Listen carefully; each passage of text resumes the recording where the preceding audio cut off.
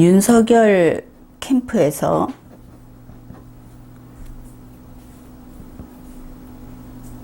윤석열 예비 후보자가 나중에 대통령에 당선이 되면은 정부를 이렇게 운영하겠다 하고 밝혔습니다. 어떻게 하는가? 정부를 내각제로 운용하겠다. 바로 이러한 공약이 지금 추진 중이다.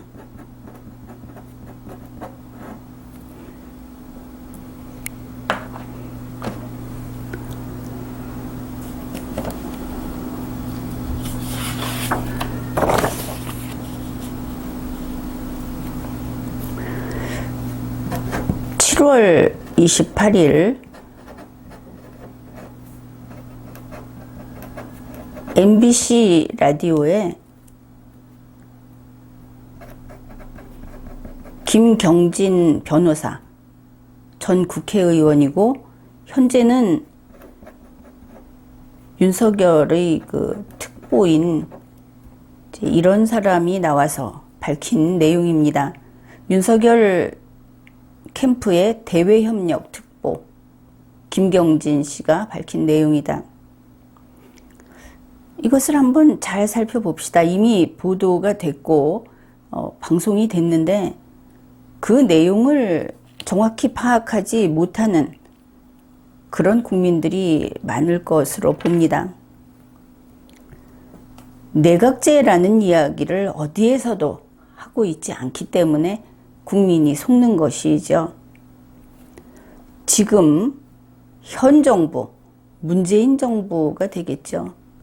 현재의 시스템, 문재인 정부 시스템 하에서도 이걸 그대로 가져가면서도 승자 독식을 막을 수 있는 것이 무엇인가? 그래서가 말이 안 되죠. 바로 이제 그 예를 드는 겁니다. 승자 독식을 막을 수 있는 장관이나 총리에 대해서 국회 추천을 받아서 임명할 수 있는, 말은 뭐뭐 할 수 있는 이라고 했는데 바로 이 부분을 이야기한 것이죠. 장관이나 총리를 국회 추천을 받아서 임명하겠다. 그런 부분도 적극적으로 고려해서 현재 승자 독식으로 인한 극단적인 어떤 대결 구도를 해체하겠다 하는 내용도 들어있다. 이렇게 밝혔습니다. 이게 자기들이 이걸 하고 있는데 잘 알려지지 않은 것은 홍보가 좀 덜 된 탓이다. 이런 이야기까지 했습니다. 승자 독식을 막겠다. 승자 독식으로 인한 극단적인 대결 구도를 해체하겠다.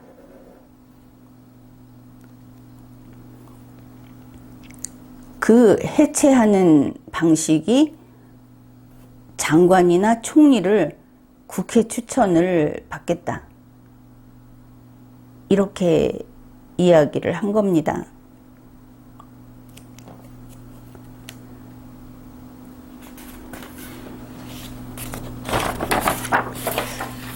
결국 이런 것이죠.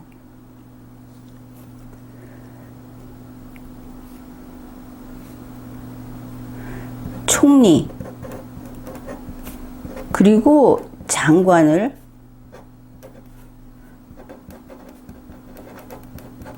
국회가 추천한다.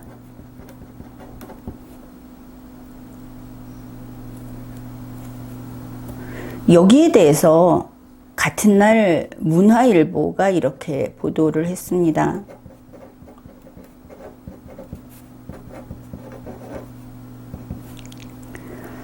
자, 이 제도를 설명하는 것이죠. 총리, 장관을 국회가 추천하는 정부를 내각제로 운용하는, 여기에 대해서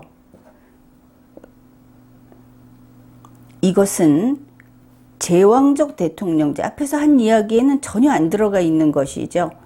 여러분은 이 제왕적 대통령제라는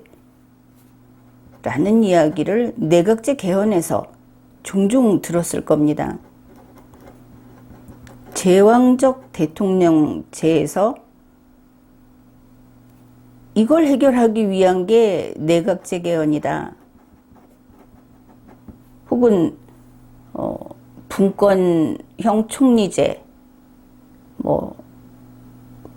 실제적인 권한을 가지는 총리제, 아니면은 이원 정부제, 갖가지 이야기들이 나왔죠. 그런데 그때마다 한 것이 제왕적 대통령제의 문제를 해결하기 위해서 그랬던 겁니다. 그런데 이번에 윤석열 캠프에서는 방송에 나와서 이 이야기를 쏙 뺐죠. 제왕적 대통령제라는 말을 승자독식으로 바꿨습니다. 이러니 국민이 못 알아듣는 것이죠. 승자독식 구조를 해체하겠다 이렇게 말을 했죠. 제왕적 대통령제의 문제점을 풀기 위해서 내각제로 간다는 말보다도 더 강력한 이야기를 했다. 그것을 알 수 있습니다. 문화일보 내용을 좀 더 소개하면 이렇습니다. 총리와 장관, 이것을 국회가 추천하는 이 방식은 제왕적 대통령제에서 내각제 개헌 없이, 내각제 개헌은 하지 않는다고 하죠. 내각제 개헌 없이 할 수 있는 권력 축소의 일환이다.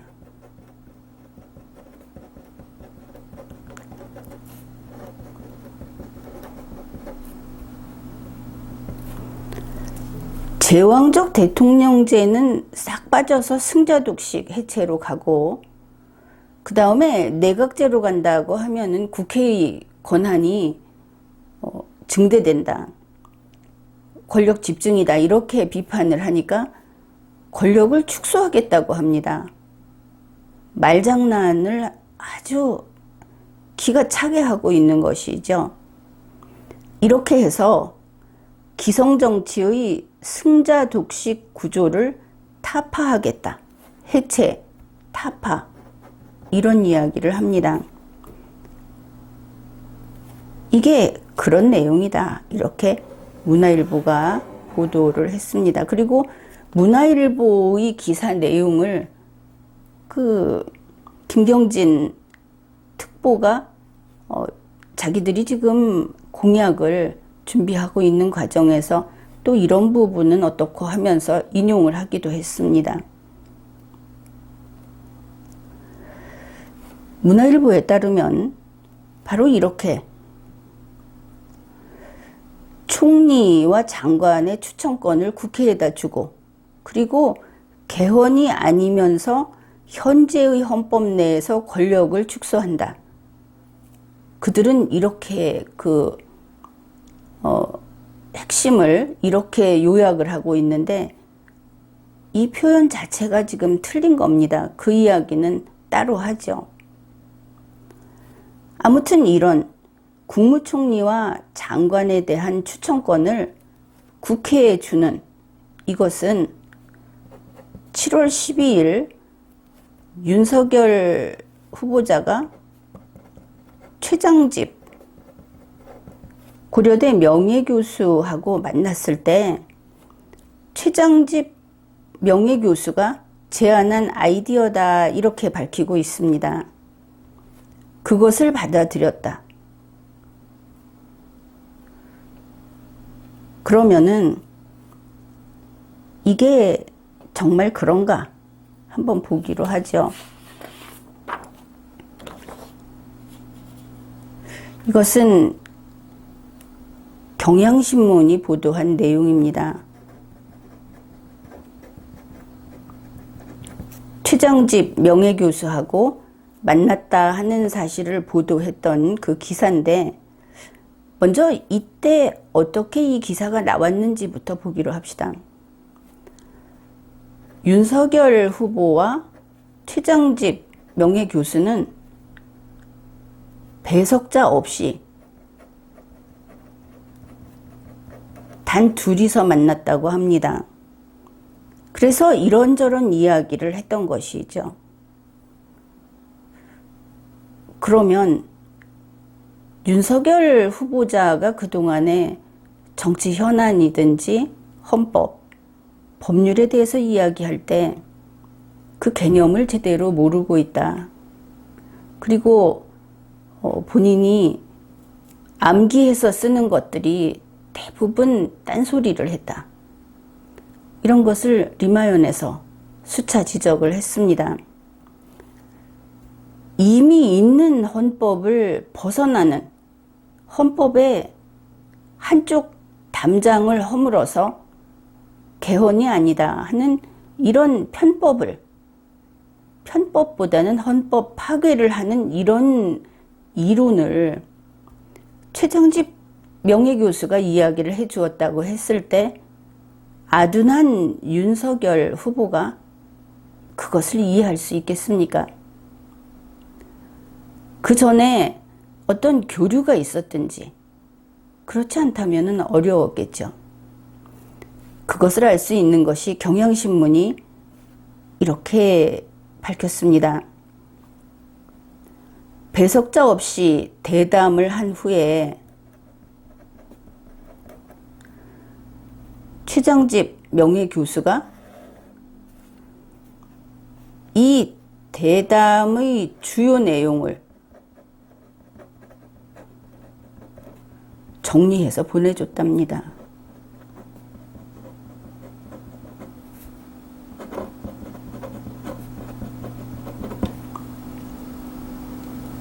그러니까 이 사람이 만나서 대화를 하고 나서 우리가 무슨 얘기를 했다 하는 것을 정리해서 보내줬다는 것이죠.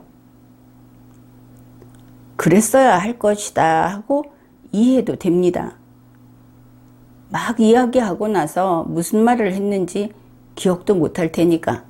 왜냐하면 이것은 전문적이고 이론적인 이야기이기 때문입니다. 만일 이것이 헌법을 다루는 문제였다고 한다면은 그것도 좌파 헌법, 변혁적인 헌법 이야기를 했을 때 어디서 찾아보기도 쉽지 않았겠죠.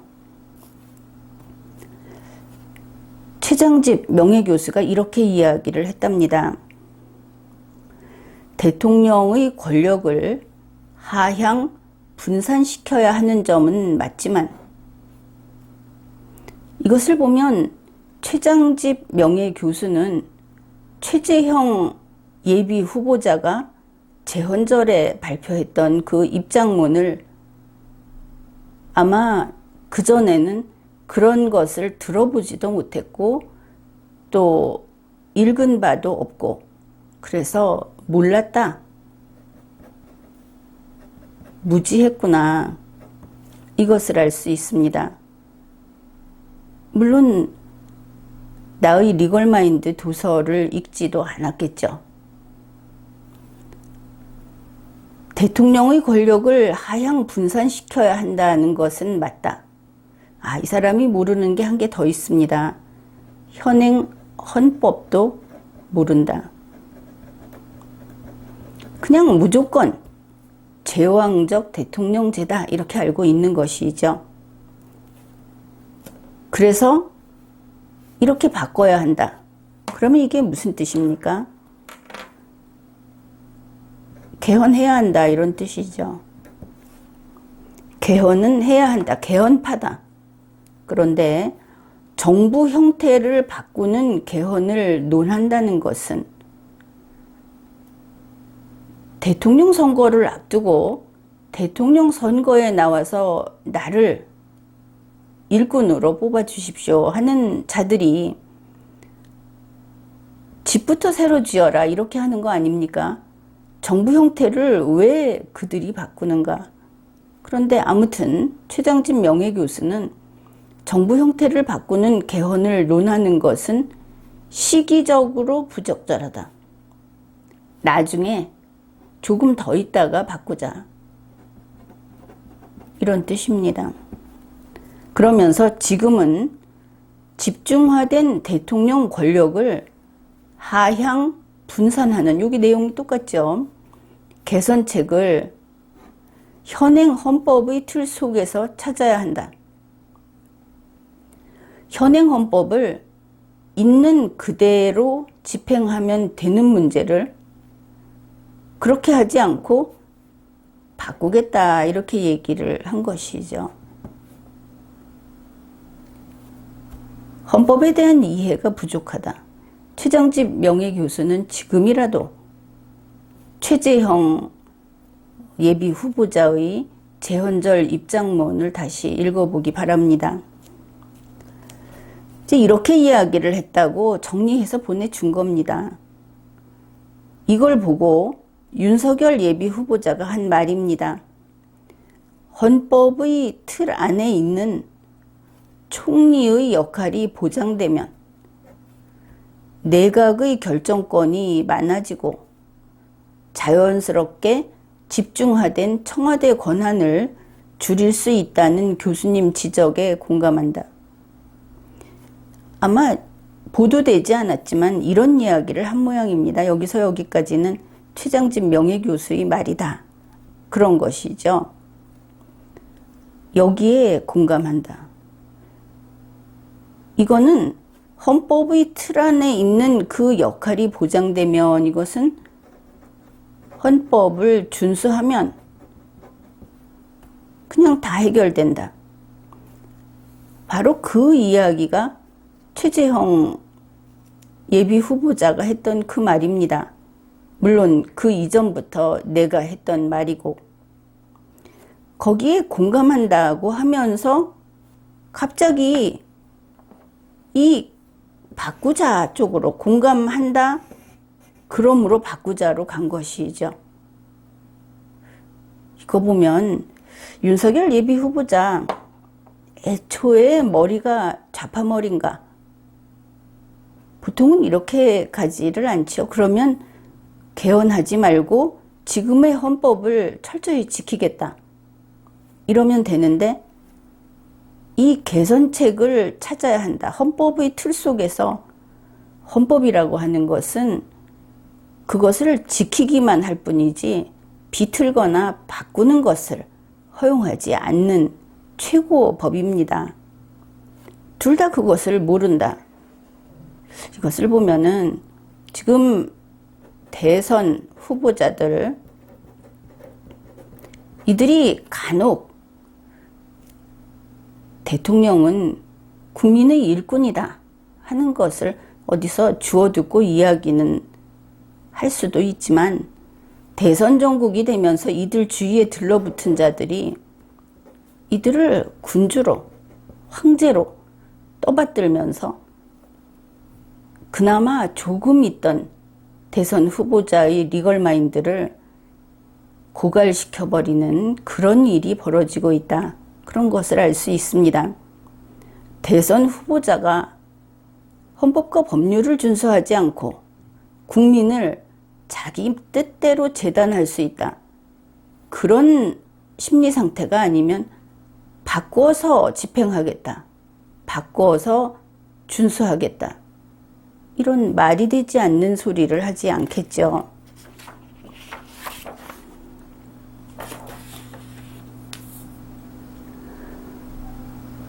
그리고 나서 이제 최정집 명예교수의 그 아이디어를 채용했다.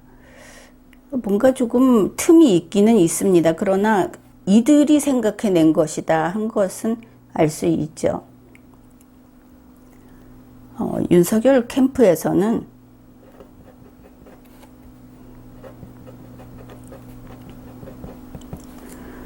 바로 이와 같은 것을 개혁 정치의 공약이다, 이렇게 홍보하고 있습니다.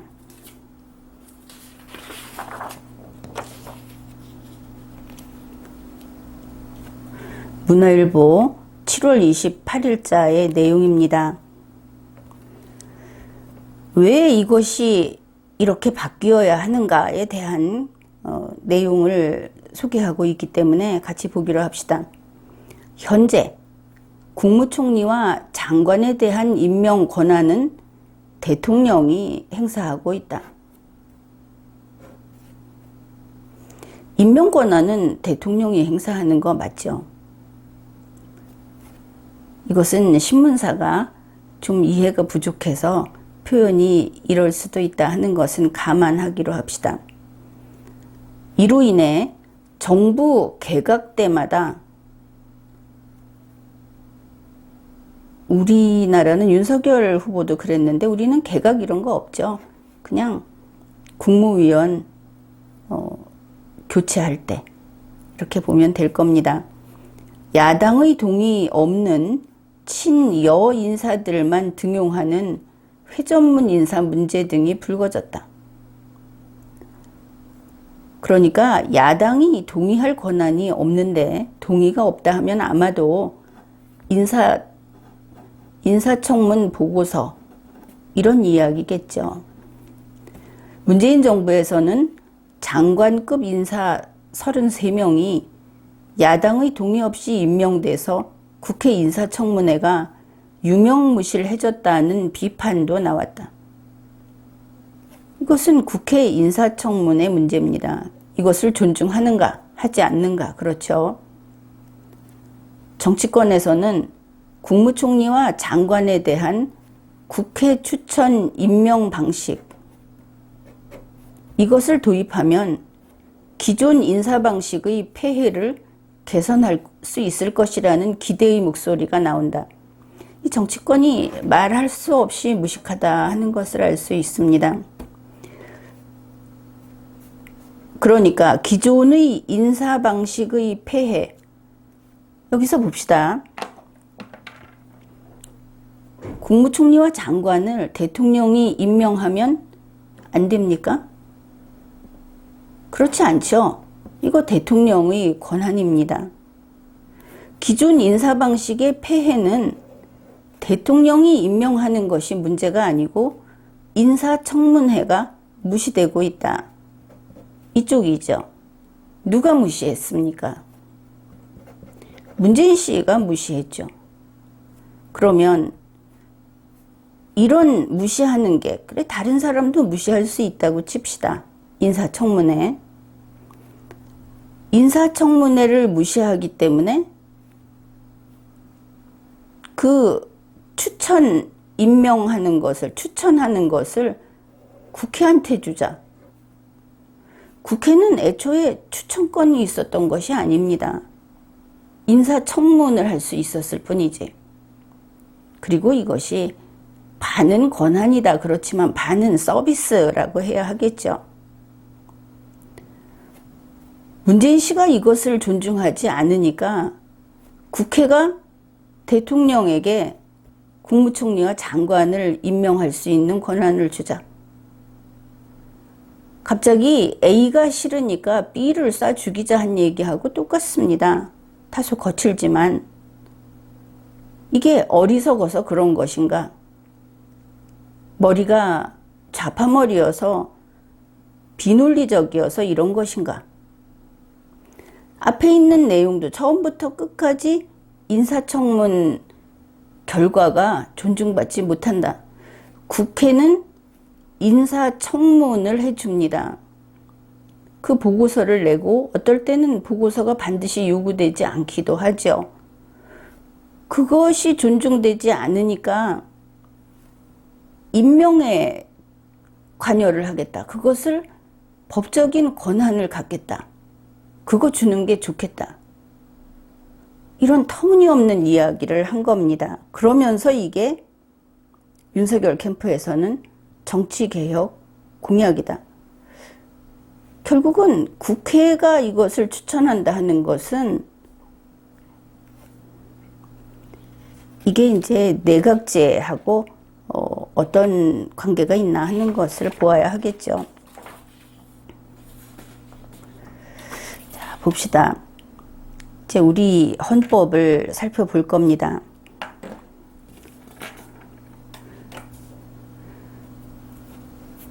이게 왜 안 되는가 하는 것이 이제 헌법을 보면 분명해지죠. 헌법 제 69조, 이거는 대통령이 취임에 즈음하여 선서를 하는 것을 규정하고 있습니다. 거기에 나는 헌법을 준수하고로 시작이 됩니다. 대통령은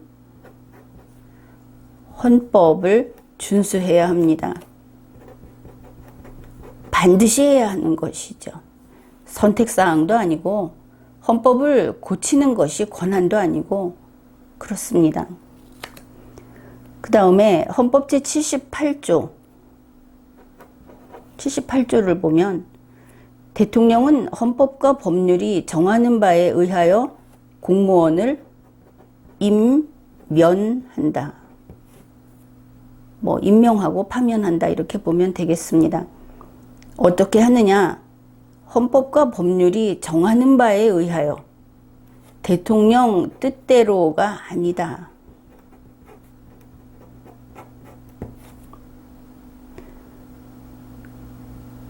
현재 문재인 씨가 시행령을 가지고 대통령령 이런 것들을 가지고 헌법을 위반하고 있죠.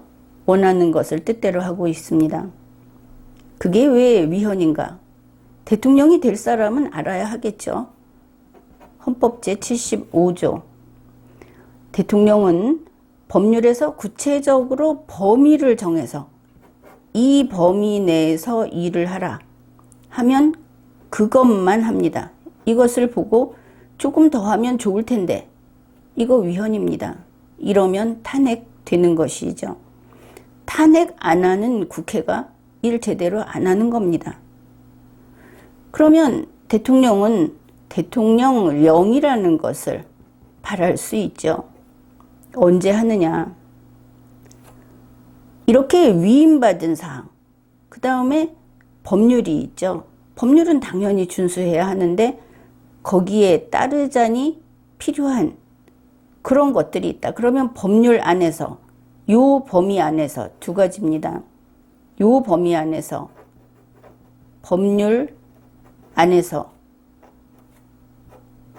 법률에 따르기 위해서, 이 명령에 따르기 위해서 대통령령을 발할 수 있다. 대통령 뜻대로 아니다 하는 겁니다. 대통령이 헌법을 바꿀 수 없다. 대통령이 법률을 바꿀 수 없다. 대통령은 헌법이나 법률을 벗어나는 명령을 발할 수 없다. 이렇습니다. 그 다음에 이제 총리, 장관 이런 게 나왔죠. 총리는 헌법 제86조. 국무총리는 국회의 동의를 얻어 대통령이 임명한다. 이것도 제대로 알아야 하겠죠. 국회의 동의가 국회가 이 사람을 해라 해서 하는 것이 아닙니다. 대통령이 이 사람 하겠다고 했을 때 동의하는 겁니다. 추천이 될 수 없는 것이죠. 그러면 총리를 국회가 추천하게 한다 하는 것은 헌법 제86조 위반이죠. 그 다음에 장관. 이거 행정각부의 장입니다. 행정각부의 장관은 국무위원, 일단 국무위원이고 그 중에서 총리가 제청을 합니다. 바로 이 제청이라고 하는 것이 추천이 되겠죠. 이 자격은 갖춰야 하는 것이고. 그러면은 국무위원은 어떻게 하느냐? 내내 국무위원도 총리가 제청을 합니다. 이렇게 됩니다. 이것이 헌법 제 87조 그리고 헌법 제 94조.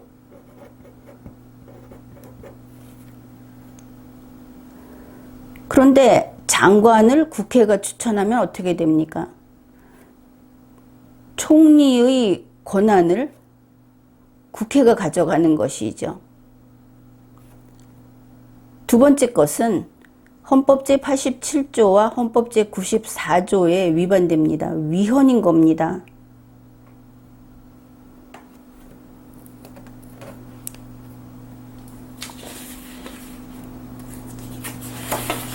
그런데 지금 이렇게 국회 추천 방식, 이것이 개혁 정치다, 이렇게 주장을 하고 있는 것이죠. 그러면은 이게 내각제와 어떻게 다른가 혹은 같은가, 이거를 봅시다. 현재 총리가 추천을 한다, 이렇게 되어 있죠. 우리가 본 것이 하나는 대통령이 하는 것이고 하나는 총리가 하는 겁니다. 그 대통령이 정하고, 이것은 이제 국무총리는 대통령이 정하고 장관은 총리가 추천하고. 그런데 이 두 개를, 헌법에서는 조문 3개를 위반하는 것이죠. 이것을 이제 국회 추천으로 가겠다 한 것입니다. 현재 문제가 되는 것은 대통령이 하는 것은 알아서 하는데 총리가 추천하는 이 부분을 대통령이 가로채고 있다. 이제 그것이 지적 사항이죠. 총리가 해야 하는데 대통령의 뜻에 따라서 청와대가 미리 정해서 내려보낸다. 늘 하던 이야기 아닙니까? 청와대가 총리에게 내려보내기 때문에 결국은 위헌이다. 이걸 바꿔야 한다. 바로 그렇습니다. 헌법대로 해야 되는데 안 하고 있는 것이죠. 이런 자들을 탄핵해야 하는데 탄핵 절차가 까다로워서, 혹은 내내 초록은 동색이어서 안 했던 겁니다. 그랬더니 이제 와서 이런 위헌 상태가 계속되니까 이제는 국회가 대통령에게 이것을 정해서 보내겠다, 그런 이야기죠. 내내 위헌 아닙니까? 청와대 대신 그 자리에 국회가 들어옵니다. 그래도 이게 위헌이 아니고 개혁 정치다, 그렇게 이야기를 한다면 이게 개혁이다. 그렇다면은 왜 최순실 씨가 장관이나 총리 정해서 대통령에게 보내면 안 되는 것입니까? 이거 대통령이 내내 임명하면 되고, 지금 이미 위헌이기 때문에 똑같은 위헌을 방향 바꿔서 해도 된다, 이런 논리라면 최순실 씨가 장관 추천하면 되는 거 아닙니까? 아니, 그렇다면 이왕 대통령이 임명하는 건데 이거 바이든이나 시진핑이나 김정은이가 대통령에게 추천해서 임명하면 안 되는 겁니까?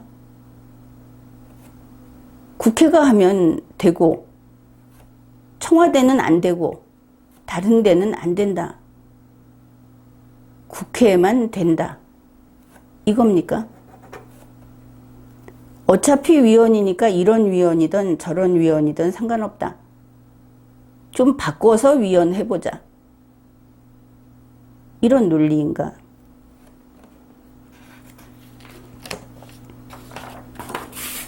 그래서 지금 헌법에 위반되는 일을 하겠다는 것이 윤석열 캠프이고, 그런데 그것이 제왕적 대통령제라는 이야기를 살살 숨겨가면서 승자독식을 이번에는 타파하겠다, 해체하겠다. 그리고 대통령의 권한을 내려놓는 권력 축소를 하겠다. 대통령이 내려놓은 권력은 어디로 가는가? 국회로 간다. 이렇게 되는 겁니다. 바로 헌법을 개정하지 않고, 그리고 국회의 권한을 늘려주는, 그래서 사실상의 내각제, 실질적인 내각제를 하겠다고 한 것이 윤석열 캠프의 지금 개혁 공약이다, 이겁니다. 이게 더 나쁜 것은 차라리 개헌을 해라 이것이죠. 개헌을 하면 국민이 저 개헌하는 것들 이러지 않겠습니까? 막을 수 있고 안 뽑을 수 있고 윤석열 후보를 버릴 수 있습니다. 그런데 말을 이렇게 속이면서 개헌하지 않고 국회 권한을 늘려서 정부를 그냥 위헌적으로 헌법에 위반해서 내각제로 운용해버리겠다. 헌법에 넣을 필요가 있겠느냐? 이렇게 된 겁니다. 우리 대한민국이 이렇게 이 문제를 해결하겠다. 제왕적 대통령제라는 그런 것 때문에 병든 환자다. 그러면서 개헌이라고 하는 예를 들면 마취도 안 하고 그냥 수술해 버리겠다. 그냥 떼어내면 되는 거 아니냐. 내각제로 그렇게 행정 집행해 버리면 되는 거 아니냐. 윤석열 후보의 가끔씩 보이는 그의 성격을 보면 이렇게 과격하게 밀어붙이는 부분이 있죠. 그래서 말로 이렇게 속일 때 우리 국민이 이것을 제대로 알아들어야 하고, 윤석열 캠프에서 내각제를 추진하고 있다. 그것도 헌법 개정도 하지 않고, 바로 이런 부분은 우리 국가에 있어서 국가의 영속성과 온전성, 이것을 해치는 반국가 행위다. 이것을 먼저 분명하게 밝혀둡니다. 윤석열 캠프는 우리 정부를 내각제로 운영하겠다고 하고 있고, 결국 이것은 최장집 명예교수가 이야기했듯이 곧이어 이러한 내각제 개헌으로 연결될 수밖에 없다. 이것을 제대로 알아두기 바랍니다. 지금까지 리걸마인드 연구소였습니다.